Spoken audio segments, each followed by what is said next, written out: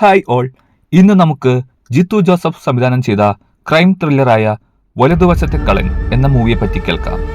സാധാരണയായി ജിത്തു ജോസഫ് മൂവികളിൽ കാണുന്നതുപോലെ അവസാനം വരെ പ്രേക്ഷകരെ പിടിച്ചിരുത്താൻ ഈ സിനിമയ്ക്കും കഴിഞ്ഞിട്ടുണ്ട്. എന്നാൽ ചില ലോജിക് പ്രോബ്ലംസ് അവിടെയും ഇവിടെയുമായി സിനിമകളിൽ പലയിടത്തും കാണാം. ഒരു വ്യത്യസ്തത ഈ മൂവിൽ കൊണ്ടുവരാൻ ജിത്തു ജോസഫിന് സാധിച്ചിട്ടുണ്ട്. എൻ്റെ അഭിപ്രായത്തിൽ ലോജിക് പ്രോബ്ലംസ് ഉണ്ടെങ്കിലും ക്ലൈമാക്സ് എന്തെന്ന് അറിയാനുള്ള ഒരു ആകാംക്ഷ പ്രേക്ഷകരിൽ ഉണർത്തുന്ന മൂവി തന്നെയാണിത്. ഇതിലെ വില്ലൻ കഥാപാത്രം എന്ന് പറയാവുന്ന ആന്റണി എന്ന പരിക്കനായ ഒരു പോലീസ് ഉദ്യോഗസ്ഥനായാണ് ബിജു മേനോൻ എത്തുന്നത്. തുടക്കം മുതലേ തന്നെ ആളുകളുടെ മനസ്സിൽ തെറ്റായ ധാരണകൾ ഉണ്ടാക്കി കേസ് വഴി തിരിച്ചുവിടാനുള്ള ഒരു കഴിവുള്ള പോലീസ് ഉദ്യോഗസ്ഥനാണ് ആന്റണി.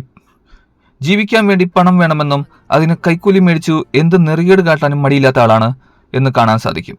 എന്നാൽ ആളുടെ ഭാര്യ കുഞ്ഞുണ്ടായ ഉടനെ മരിച്ചു പോവുകയും ഭാര്യ നഷ്ടപ്പെടാൻ കാരണം തനിക്കുണ്ടായ മകനാണെന്നും കരുതി അയാൾ തൻ്റെ മകനെ വളരെയധികം ശിക്ഷിച്ചാണ് വളർത്തുന്നത്.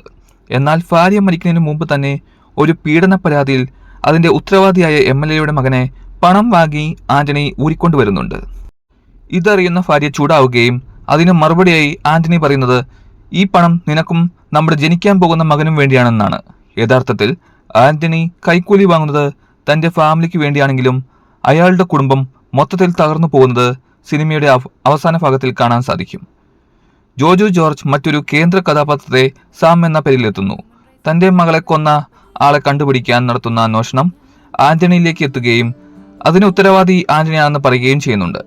യഥാർത്ഥത്തിൽ ആന്റണിയുടെ മകൻ ആണ് സാമിന്റെ മകളുടെ കൊലയ്ക്ക് പിന്നിൽ. എന്നാൽ അത് അവസാനം വരെ സർപ്രൈസായി തന്നെയാണ് കാണിക്കുന്നത്. ആന്റണി ലഹരി കണ്ടെത്തുന്നു. ചെറുപ്പത്തിൽ നടന്ന ഒരു ഇൻസിഡന്റ് ആണ് അതിന് കാരണം. ചെറുപ്പത്തിൽ ക്ലാസ്സിലെ ആക്റ്റീവായ പെൺകുട്ടിയുടെ സ്കേർട്ട് വലിച്ചുവരുന്ന ആന്റണിയുടെ മകൻ ഫിലിപ്പ് അച്ഛൻ സാമിന്റെ കയ്യിൽ നിന്നും ഏറ്റുവാങ്ങുന്ന ശിക്ഷ സ്കൂളിലെ മുഴുവൻ കുട്ടികളുടെ മുൻപിൽ ഡ്രസ്സിലാടെ അവന് ഓടേണ്ടി വരുന്നു. പിന്നീട് അങ്ങോട്ട് അവന്റെ മനസ്സിൽ വലിയൊരു പക അച്ഛനോടും ആക്റ്റീവായ പെൺകുട്ടികളോടും മാത്രമാകുന്നു. വളരെ ബ്രൂട്ടലായ രീതിയിലാണ് അയാൾ പെൺകുട്ടികളെ കൊല ചെയ്യുന്നത്. സാമിന്റെ മകൾ തന്റെ കൂട്ടുകാരിയുടെ മരണത്തിന് ഇടയാക്കിയ രാജീവ് എന്ന കൂട്ടുകാരനെ ജയിലിൽ ആക്കണമെന്നും പറഞ്ഞ് ആന്റണി അടുത്തെത്തുകയും എന്നാൽ ആന്റണി കൈക്കൂലി വാങ്ങി അവനെ കേസിൽ നിന്ന് രക്ഷപ്പെടുത്തുകയും ചെയ്യുന്നു. സാമിന്റെ മകൾക്ക് പിന്നീട് അങ്ങോട്ട് ആന്റണിയോട് ശത്രുത തോന്നുകയും ഒരിക്കൽ ആന്റണി പാതിരാത്രി സാമിന്റെ മകളെ വഴിയിൽ തടഞ്ഞു നിർത്തുകയും ചെയ്യുന്നു. എന്നാൽ അന്ന് തന്നെ സാമിന്റെ മകൾ കൊല്ലപ്പെടുന്നു.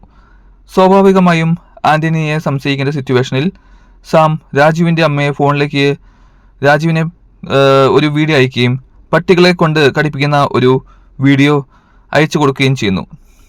എന്നാൽ ഇതന്വേഷിക്കുന്ന ആന്റണി സ്വാഭാവികമായും തന്നിലേക്ക് സാം എത്തുമെന്ന് ഉറപ്പായിരുന്നു. എന്നാൽ കഥയുടെ അവസാനം എത്തുന്ന ഫോൺ കോളുകൾ കഥയുടെ മൊത്തം ഗതിയെ മാറ്റിമറിക്കുന്നു.